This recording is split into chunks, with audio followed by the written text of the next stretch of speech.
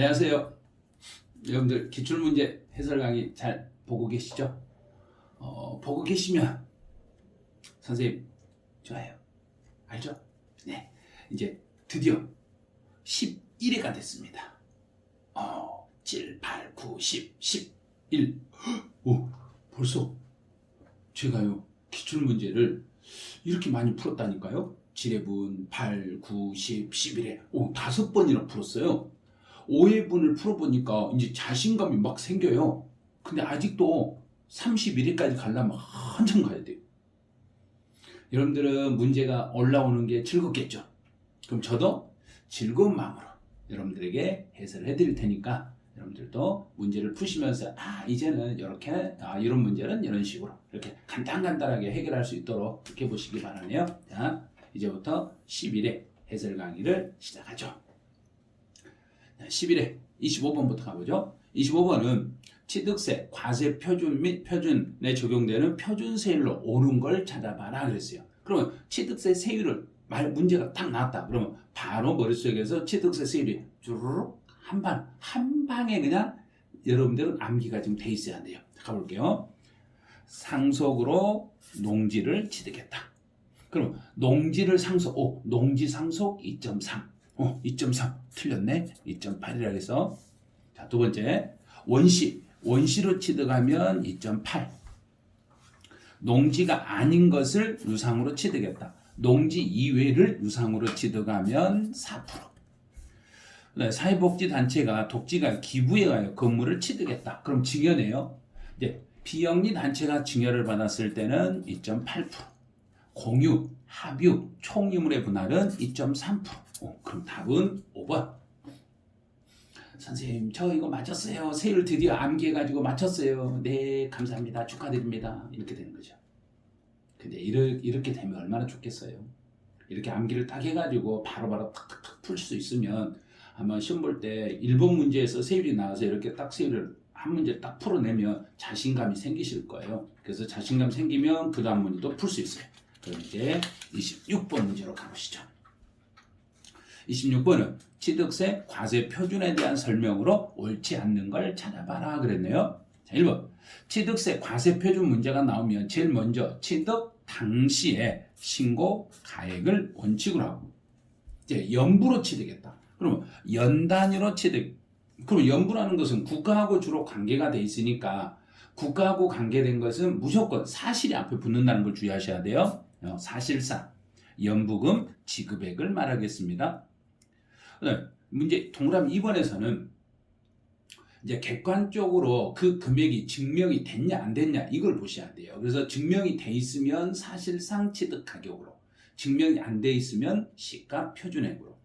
그럼 민사소송 판결에 따라서 증명이 됐네요. 판결문에 따라서 증명이 됐을 때는 그때는 그 신고 가액이 시가 표준액보다 적었어도 그 증명된 가액, 그럼 증명된 가액을 이렇게 가면 되죠. 사실상 취득 가격이다. 이렇게. 증명이 됐으니까 증명된 가격을 사실상 취득 가격으로 인정하는 거예요. 근데 법인 장부에 의해서 입증이 됐네요. 그럼 법인 장부로서 입증이 있으면 입증이 됐다는 것은 장부상에서 증명된 그 금액을 그대로 인정하는 거예요.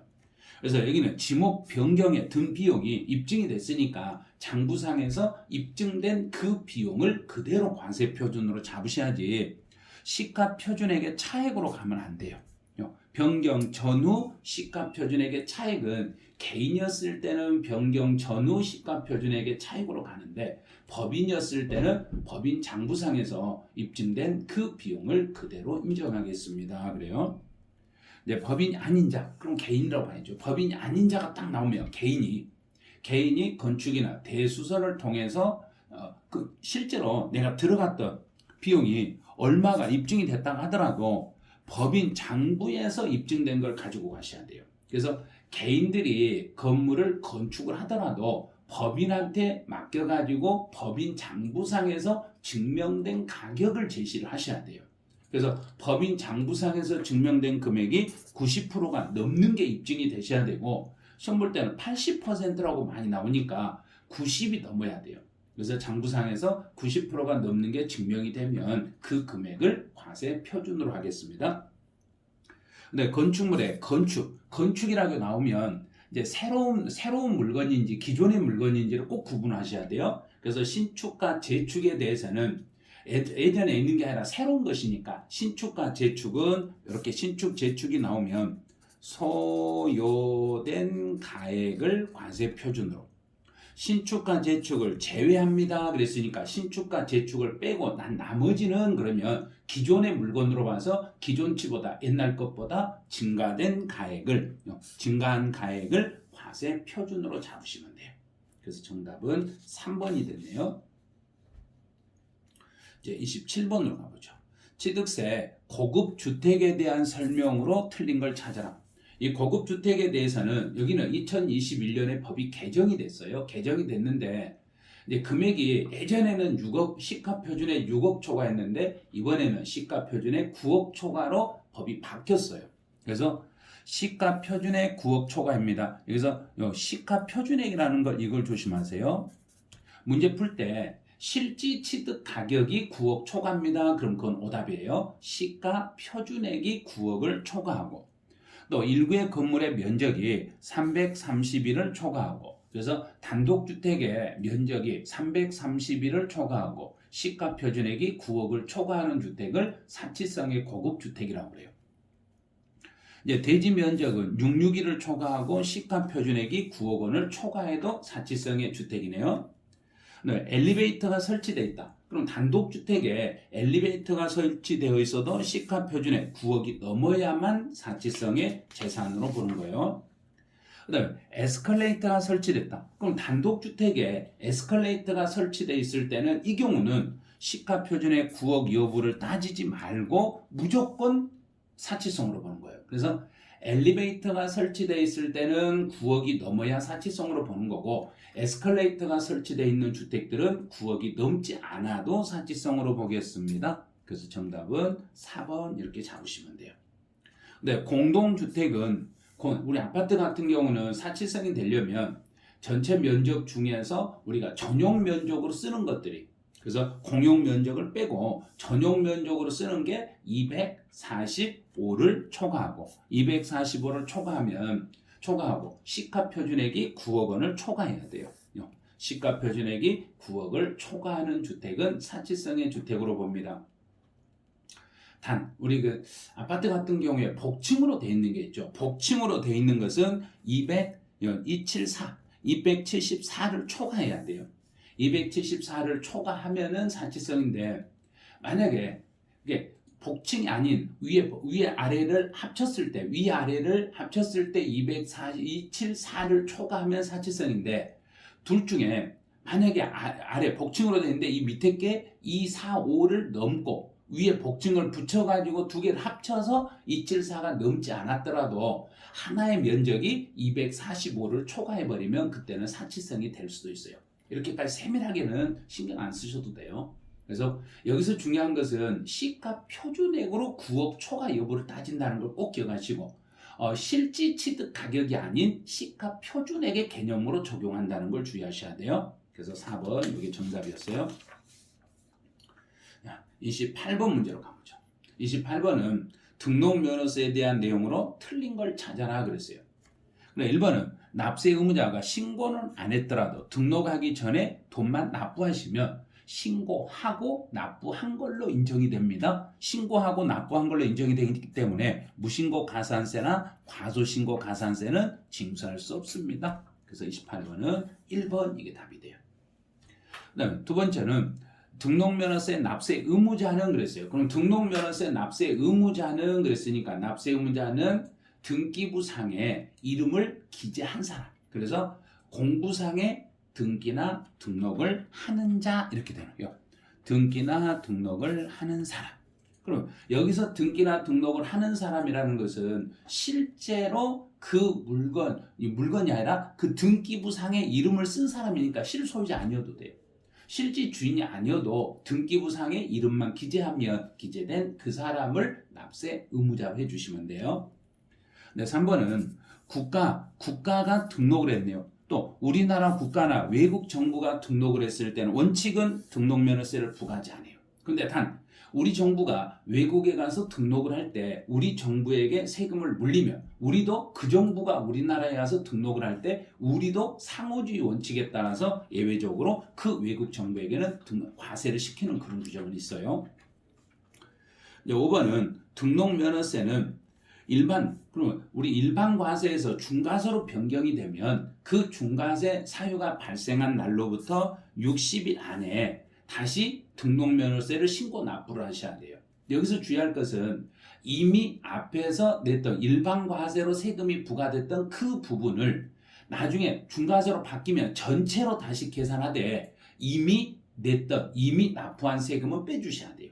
단 이미 납부한 세금을 빼줄 때 그 이미 납부한 세금 속에 가산세라는 게 들어있으면 가산세는 제외한 금액을 빼주셔야 돼요. 꼭 이런 걸 주의하셔야 돼요. 그래서 이미 낸 세금은 빼는 주는 거예요. 빼주는데 대신에 이미 낸 세금 속에 가산세가 들어있을 때는 그 가산세는 제외하고 빼드리겠습니다. 그래요. 이제 5번은 등록면허세 납세지네요. 그럼 부동산 등기에 대한 납세지는 그 부동산 소재지로 가면 돼요. 근데 문제 풀 때 부동산 소재지 확인이 안 되면 어떻게 해요? 그럼 확인이 안 되면 등록 관청 소재지를 납세지로 합니다. 이렇게 가면 돼요. 그 정답은 1번이 됐던 거예요. 이제 29번 문제로 가보죠. 29번은 이제 등록면허세에 대한 내용으로 옳지 않는 등록면허세 문제 또 나왔네요. 그럼 첫 번째 1번은 하나의 물건이 여러 군데 지방에 걸쳐가지고 지방자치단체별로 세금을 부과할 수 없을 때 그럼 납세지가 어딘지 모르겠네요. 납세지가 어딘지 몰랐을 때는 등록 관청 소재지를 납세지로 잡으시면 돼요. 자, 두 번째는 우리 은행은 도시에서 꼭 필요한 업종이라고 그랬죠. 은행, 백화점, 병원 요 세 가지는 도시에서 필요한 도시형 업종에 해당되기 때문에 중과세를 적용하지 않습니다. 그럼 답은 2번 이렇게 잡으시면 돼요. 이제 세 번째로 자산 재평가를 했네요. 그럼 재평가라는 걸 하면 재평가를 통해서 가격을 올릴 거예요. 그럼 가격이 올라가면 재평가하기 전의 금액으로 세금을 물리는 것이 아니라 재평가된 금액을 기준으로 하겠습니다. 그래서 변경된 금액을 기준으로 하게 되는 거예요.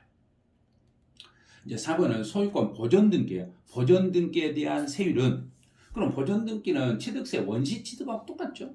그럼 취득세에서 원시로 취득해서 등기할 때는 2.8%예요.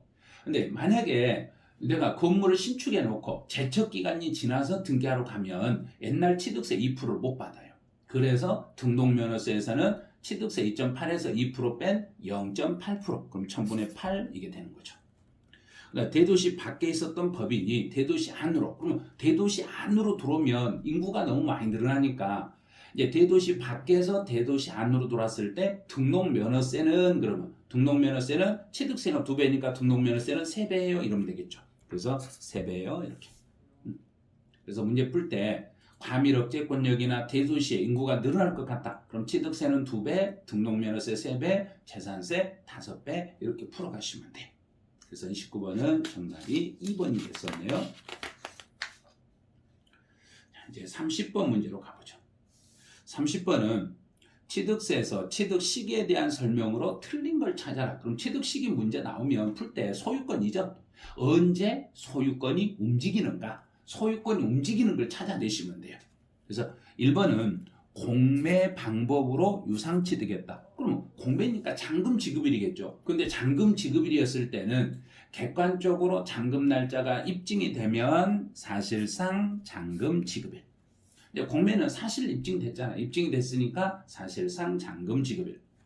근데 법인 장부에 의해서 증명이 됐어도 그럼 법인 장부가 외부 감사 기관에 통해서 법인 장부를 감사했다는 이야기는 그 금액이나 날짜가 객관적으로 증명이 됐다는 이야기예요. 그럼 객관적으로 증명이 됐으니까 사실상 잔금 지급일. 또 국가 유상. 국가의 물건을 내가 유상으로 취득해서 정부한테 돈을 줬다는 사실이 객관적으로 증명이 되면 사실상 잔금 지급일. 증여 계약에 의하여 무상 취득했을 때는 등기일이 아니라 계약일에 취득한 걸로 보겠습니다. 그래서 4번 틀렸네요. 5번은 주로 연부하고 거래했을 때, 연부로 거래했을 때는 주로 국가하고 관계되니까 무조건 국가는 사실상 이렇게 잡으라겠죠. 그래서 정답은 30번에 4번 이게 정답이 돼요. 이제 31번 문제는 부동산을 아래와 같이 개인 을에게 갑이 을에게 양도했을 경우에 재산세와 종합부동산세 납세 의무자로 놓은 거. 그러면 납세 의무자를 찾아라 그러면 6월 1일 현재 소유자를 찾으시면 돼요. 재산세든 종합부동산세든 6월 1일 현재 소유자를 찾으면 돼요. 그래서 잔금 지급일과 등기가 보니까 6월 1일 이전이네요.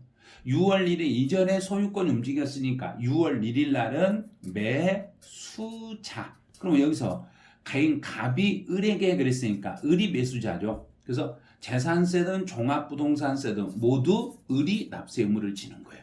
왜냐하면 6월 1일 현재 소유자가 재산세도 내야 되고 종합부동산세도 내야 되기 때문에 31번은 3번 이게 답이 되는 거예요. 그래서 6월 1일 현재 소유자에게 100% 전액을 재산세와 종부세를 물리게 되는 거예요. 32번 문제로 가보죠. 32번 문제는 양도소득세에서 양도에 해당되지 않는 걸 찾아봐라 그랬어요. 첫 번째는 건물을 법인의 현물 출자. 그럼 법인의 현물 출자했으니까 법인에게 내가 돈 받고 판 거예요. 돈 받고 팔았잖아요. 법인에게 돈 받고 팔았으니까 이게 양도가 되는 거예요. 내가 내 토지하고 타인 소유의 토지를 서로 교환했네? 그럼 내 땅하고 상대방 토지를 서로 막 교환했으니까 대가관계 있네요. 이것도 양도예요. 세 번째는 환지 처분으로 지목이나 지번이 변경이 됐어요. 지목이나 지번이 변경이 되거나 보류지로 충당이 되는 것은 양도가 아닙니다. 됐죠? 그러면 3번이 답이죠. 지목이나 지번이 변경이 되는 것은 실제로 환지를 하면서 소유권이 움직이는 것이 아니라 번지 배정이나 땅의 이름만 바뀌는 것이지 실제로 소유권이 움직이는 건 아니라고 보시면 돼요. 4번은 부담부 징에서 특수관계인이 아닌 자. 그럼 여기서 배우자나 직계 존비속이 아닌 모르는 사람의 부담. 내가 물건을 인수하면서 그 사람이 갚아야 될 채무를 내가 인수를 했으며 인수한 만큼은 양도로 봐요. 그래서 채무 인수 이외는 징여로 보고 채무 인수는 양도로 보겠습니다. 이걸 할 때 위자료라는 멘트에 이렇게 뜨면 위자료는 무조건 매매로 보라고 그랬죠. 위자료라는 멘트가 딱 뜨는 순간 위자료는 매매니까 양도입니다. 이렇게 잡으시면 돼요. 그래서 32번은 3번 이렇게 답을 찾으시면 돼요. 이제 33번은 양도소득세 과세 대상인 부동산에 관한 권리에 해당하는 것이 아닌 것. 그럼 부동산에 관한 권리는 두 개로 나누죠. 하나는 이용할 수 있는 권리가 있고 또 하나는 취득할 수 있는 권리 이렇게 나눠져요. 그래서 이용할 수 있는 권리는 지상권, 또 전세권, 그다음에 또 하나가 등기된 부동산 임차권. 이게 이용할 수 있는 권리예요. 그럼 이제 보니까 지상권, 전세권, 등기된 부동산 임차권 나왔죠. 네, 취득할 수 있는 권리는 토지상환 채권, 또 하나는 주택상환 채권, 토지상환 채권, 주택상환 채권. 그 다음에 계약금만 지급한 상태에서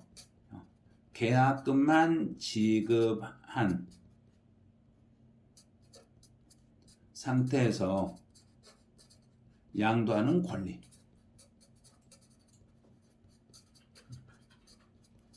그러면 계약금만 지급한 상태에서 양도한 권리. 이것도 부동산을 취득할 수 있는 권리에 속해요. 그다음에 그럼 골프회원권 이게 답이네요. 골프회원권은 여기는 기타 자산에 속하는 거예요. 그래서 기타 자산에 속하는 것은 골프회원권도 있지만 골프회원권 이외에 영업권이나 이축권도 있었죠. 사업에 사용하는 토지 건물과 함께 양도하는 영업권이나 토지 건물과 함께 이전하는 이축권. 이거는 기타 자산 속에 속하는 거예요. 그래서 33번은 정답이 2번이 되는 거예요. 이게 33번은 문제가 쉬운 것처럼 느껴지지만 상당히 어려운 문제예요. 상당히 까다로운 문제들이기 때문에 이걸 쉽다고 생각하시면 안 돼요. 이런 건 부동산에 관한 권리가 부동산을 이용할 수 있는 권리와 취득할 수 있는 권리를 모두 총괄하는 개념이라는 걸 알아야 이런 문제를 풀 수 있어요. 안 그러면 33번은 쉬운 문제인데 의외로 어렵게 접근할 수 있으니까 주의를 좀 요하는 문제들이네요. 34번으로 가보죠. 34번은 양도 차익 계산 시 취득 시기 및 양도 시기로 틀린 걸 찾아라. 그럼 양도소득세에서 언제 소유권이 움직이는가 이걸 찾으라는 이야기예요. 그래서 대금을 청산한 날이 분명하지 않다. 그럼 원래 이제 양도소득세에서 취득 및 양도 시기의 대원칙은 사실상 대금 청산일이 되는 거예요. 근데 그 대금 청산일이 분명하지 않았을 때는 등기 접수일로 가요. 증여를 받았을 때는 증여 계약서 작성일이 아니라 증여를 받은 날. 증여를 받은 날 이렇게. 계약서 작성 어디 있었는데요? 계약서 작성일은 취득세에서 적용하는 거예요. 취득세에서는 계약서 작성일로 쓰고 양도소득세에서는 증여를 받은 날로 가야 돼요. 그 정답은 2번이네요. 그다음 이제 수용. 우리 수용을 당했다. 수용을 당했으면 제일 먼저 생각할 게 있었죠. 수용은 수용 개시일이라는 걸 먼저 넣는 거예요. 수용 개시일을 넣어가지고 그 중에 빠른 날. 무조건 수용이라는 글자가 딱 뜨는 순간 수용 개시일 중에서 그 중에서 제일 빠른 날 개념으로 잡겠습니다. 대금을 청산하기 전에 등기를 먼저 했어요. 그럼 등기를 먼저 했어요. 그럼 등기가 먼저니까 등기 접수일. 네, 완성이라는 글자가 이렇게 딱 뜨는 순간 무조건 중간에 거 생략하라 했잖아요. 완성 그러면 끝에 가서 완성된 날, 그 목적물이 완성되는 날 이렇게 풀면 돼요. 그래서 문제 푸는 요령들을 조금씩 이제 더 빨리 이해가 되실 거예요. 그래서 34번은 2번 여기 정답이 돼요. 35번 가보죠. 다음은 2주택을 보유하여도 1세대 1주택 비과세 대상이 될 수 있는 것이다. 이에 해당하지 않는 것. 그러면 집을 2개를 가지고 있어도 특별히 비과세 혜택을 받을 수 있는 경우가 있어요. 혼인으로 결혼하면서 1세대 2주택이며 혼인한 날로부터 5년 안에 둘 중에 하나만 팔면 비과세를 받을 수 있어요. 그래서 둘이 하나씩 집을 가진 사람이 결혼했으며 혼인한 날로부터 5년 안에 그 중에 하나를 팔면 특혜를 받을 수 있어요. 부모를 동거 봉양했을 때는 합치고 나서 10년 안에만 파시면 특혜를 받을 수 있어요. 그 다음에 농어촌 주택으로 인하여 1세대 2주택이다. 그러면 농촌주택 하나를 가지고 농어촌주택 하나하고 도시의 일반주택을 따로따로 가진 사람은 먼저 일반주택을 먼저 팔면 특혜를 받는 거예요. 그래서 농어촌주택하고 일반주택 이렇게 있을 때 일반주택을 먼저 양도하면은 농어촌주택은 주택수에서 빠지기 때문에 여기서는 예외적으로 1주택이라는 게 있어요. 부모로부터 증여를 받아서 1세대 이건 안 돼요. 부모로부터 상속을 받아서 2주택이 됐을 때는 일반주택을 먼저 팔면 특혜를 받을 수는 있지만 증여를 받아가지고 2주택이 됐을 때는 요건 특혜는 없습니다. 그래서 증여받아서 2주택이 됐을 때 특혜 받을 수 있는 건 아예 없어요. 매수자의 등기 지연으로 그럼 제가 1세대 2주택인데 알고 봤더니 매수자가 등기를 지연해가지고 1세대 2주택이 됐을 때는 양도한 사실이 확인만 되면은 1세대 1주택으로 봐서 비과세 혜택을 받을 수 있습니다. 이렇게 중간중간 내용 보충 설명 없이 딱 잘라져 있을 때 세법이 어려운 거예요. 그래서 이걸 많은 내용을 생각을 해 주셔야 돼요. 그래서 지금 이 문제는 쉬운 문제가 아니라 그 세부 항목을 전부 알고 있는가 없는가. 그래서 전체 세부 항목은 숨기고 목차 타이틀만 가지고 문제를 냈기 때문에 그리 쉬운 문제는 아니에요. 그래서 세법에서 증여를 받았을 때 특혜를 받을 수 있는 건 없어요. 상속을 받았을 때는 특혜를 예외적으로 받겠지만 증여를 받았을 때는 특혜 받을 수 있는 경우는 없네요. 그래서 정답은 4번이 되는 거예요. 이제 36번 문제로 가보죠. 양도소득세가 과세되지 아니한 거. 이 문제는 그때 당시에 11회 때 나왔던 문제치고는 너무너무 어려웠던 문제예요. 많은 분들이 전부 다 오답을 체크했어요. 거의 대부분 다 오답 체크했어요. 자, 36번. 등기된 1세대 1주택, 고가주택은 빼고 2년 이상을 보유한 남편의 주택을 이혼 이자료죄로 위자료라는 건 매매이기 때문에 이게 양도가 되는 거예요. 이제 양도로 보는 거예요. 양도인데 아내에게 소유권을 인정해 줬다. 그러면 넘겨주는 사람이 1세대 1주택 2년 보유 요건을 충족했으니까 양도는 양도인데 비과세 대상이 되는 양도예요. 그러면 양도소득세가 과세되지 아니한 걸 찾아라. 그래서 바로 1번을 답으로 택했어야 돼요. 그런데 위자료는 양도라고 생각했으니까 양도까지만 생각을 했을 거예요. 양도인데 그 주택이 1세대 1주택 비과세 요건을 충족하고 고가주택이 아니기 때문에 비과세 혜택을 받을 수 있기 때문에 비과세 대상이라 1번이 답이었어요. 그 다음에 두 번째는 갑을병이 균등으로 공동 소유한 토지를 갑 40, 을 30, 병 30의 지분으로 분할하면서 이 말은 3분의 1씩이니까 33.33%씩 가지고 있다가 갑이 40%, 그러면 을이 갑에게 3.3%를 이전하고 병이 갑에게 3.3%씩을 넘기고 대가를 받았으니까 대가 관계가 있으니까 양도로 보는 거예요. 그래서 내 지분이 감소되고 대가 관계가 있으면 그때는 양도가 되는 거예요. 이제 3번은 부동산을 동등 가치로 대금 수수 없이 상호 교환했다. 그 말은 뭐냐? 여기서 3번에다 많은 분들이 답을 찍는데 서로 상호 교환하는 건 양도예요. 근데 여기서 동등 가치로 대금 수수 없이 그랬어요. 그러면 1억짜리 건물하고 1억짜리 땅을 바꿨어요. 1억짜리 건물하고 1억짜리 땅을 서로 맞바꿨으니까 동등 가치잖아요. 동등 가치니까 금전이 왔다 갔다 한 게 아니라 부동산의 소유권만 움직인 거예요. 그래서 부동산의 소유권이 움직였을 때는 유상 이전으로 봐서 양도소득세를 물리게 돼 있는 거예요. 그래서 대금 수수 없다는 이야기는 추가적인 돈 부담 없이 그 물건 대 물건을 서로 맞바꿨다는 소리예요. 물건과 물건을 서로 맞바꿨으니까 이건 양도로 보시면 돼요. 네, 4번에 양도 담보로 된 자산에 대해서 변제 충당이 됐네요. 변제 충당이 되면 이게 바로 소유권 이전이 돼서 이건 양도로 보는 거예요. 원칙적인 양도 담보는 양도가 아니지만 변제 충당이 되면 그때는 양도로 보겠습니다. 부담부 증여 시 수증자가 증여자의 채무를 인수했다. 그리고 여기서는 이제 단서가 나와요. 사실은 이렇게 나와야 돼요. 부담부 증여를 할 때 배우자나 직계 존비속은 제외한다. 이런 문구가 나와야 되는데 만약에 이런 문구가 없을 때 이 문구가 없으면 일반적이고 통상적인 경우로 보고 문제를 풀어주셔야 돼요. 그래서 채무를 인수하면 인수한 만큼은 양도, 인수는 양도, 인수 이외는 징역.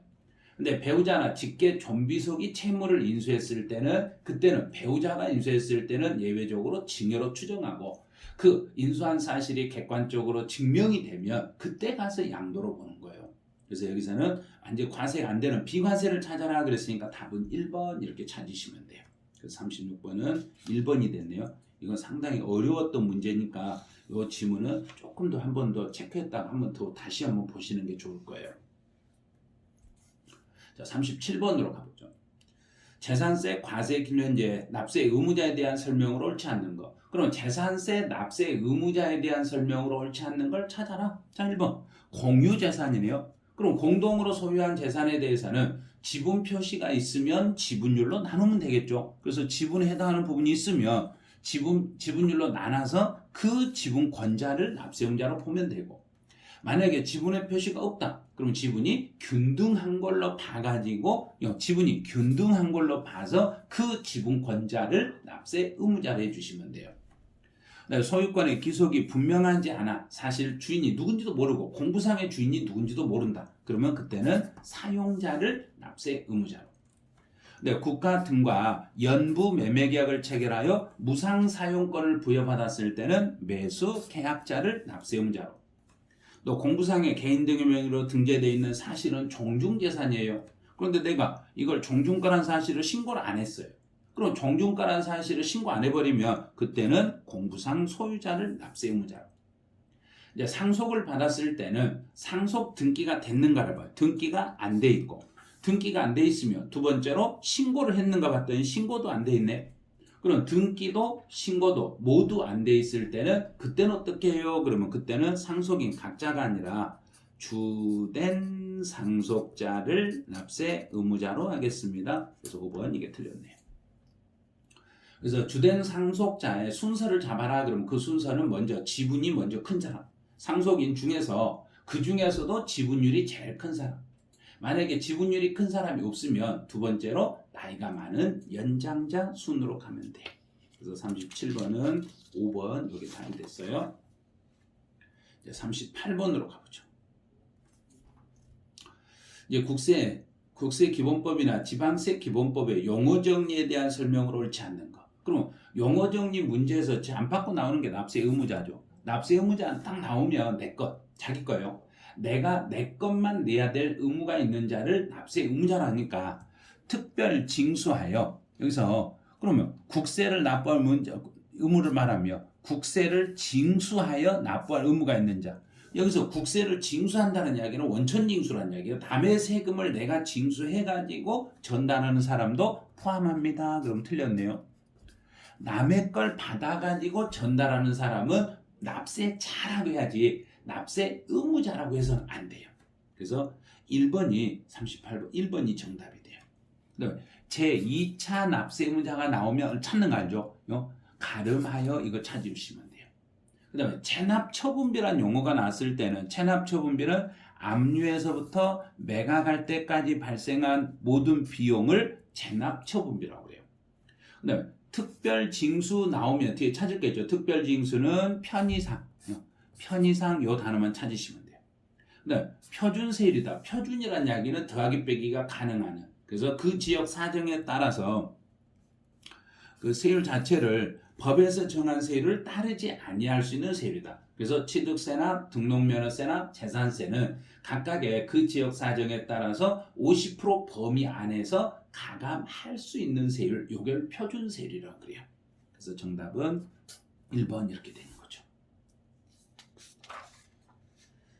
39번 문제로 가보죠. 39번은 법인이 소유한 농지로서 재산세의 분리과세 대상에 해당하지 않는 거. 그럼 법인들이 소유한 농지는 원칙은 종합합산 과세예요. 단 법인들이 경작에 사용하고 있는 경우에는 예외적으로 분리과세 인정이 되죠. 그래서 과세 기준 현재 한국농어촌공사가 농가에게 공급하기 위하여 소유하는 농지다. 그러면 농가에 공급하기 위해서 소유하고 있는 농지는 농가니까 경작을 위해서 경작을 하려고 농가에게 제공한 농지이기 때문에 이거는 분리과세.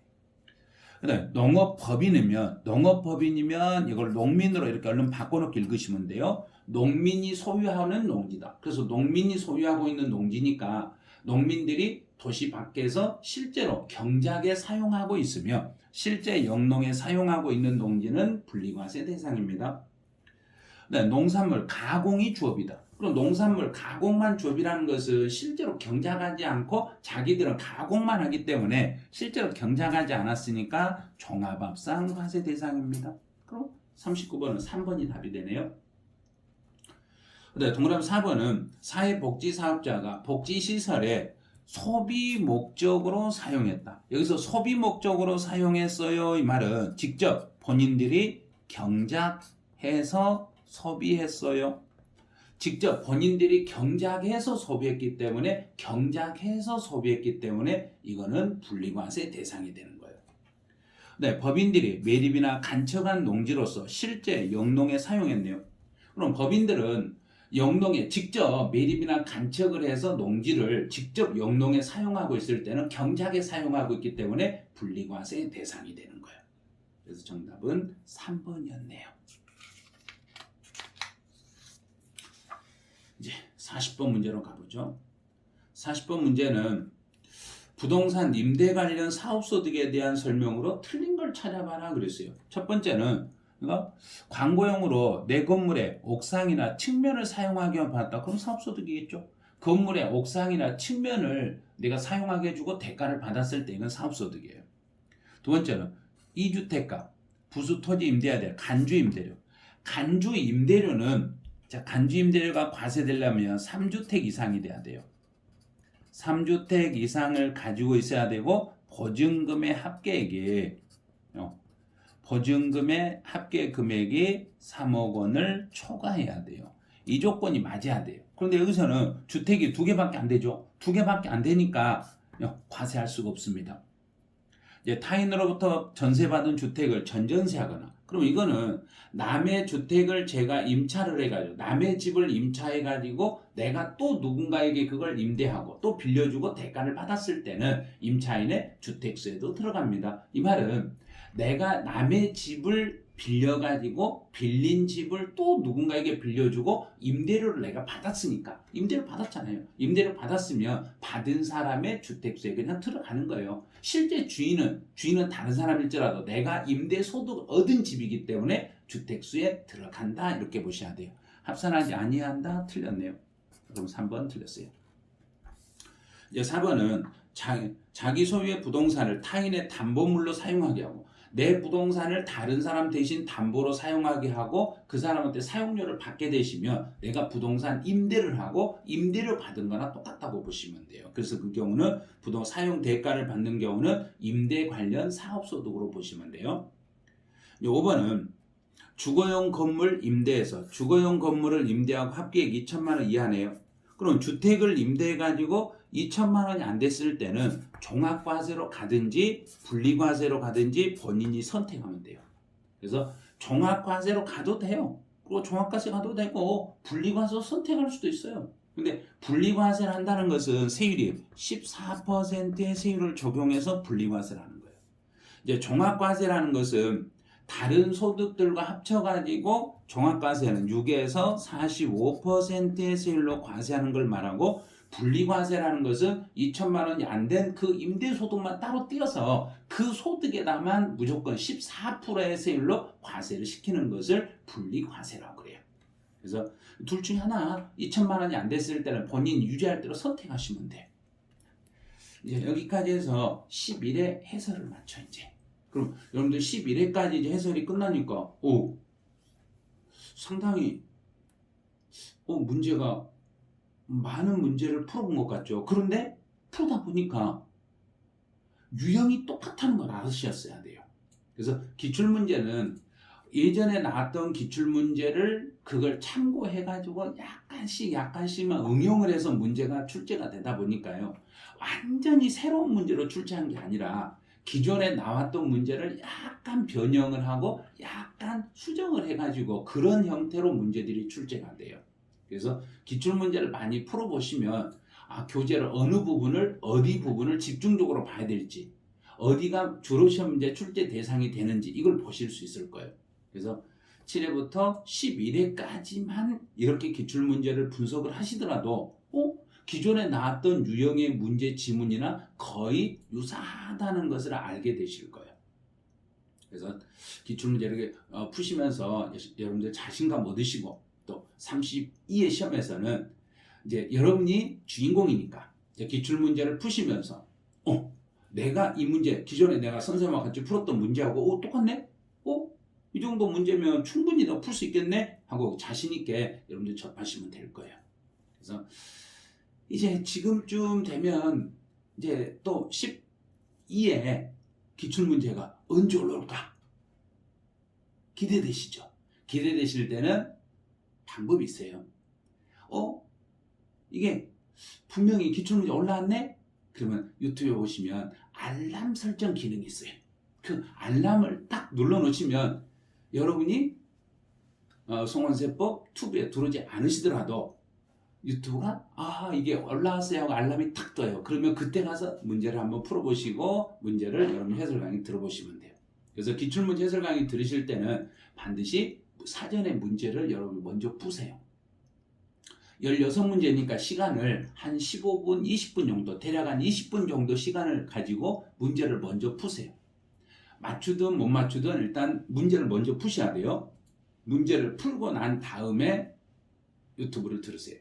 그 해설 강의를 먼저 듣고 문제를 푸는 게 아니라 기출문제는 스스로 먼저 풀어보고 난 다음에 여러분들이 해설 강의를 들으셔야 돼요. 그렇게 하면 도움이 되니까 알람 설정, 구독, 좋아요 이거 다 해놓으시면 아마 12회부터 문제가 올라오는 순간 바로 알람이 탁 뜰 거예요. 뜨면 그때 가서 다시 문제 이렇게 풀고 해설 강의를 들어주시기 바라네요. 네. 11회 해설은 여기서 마치죠. 네. 안녕.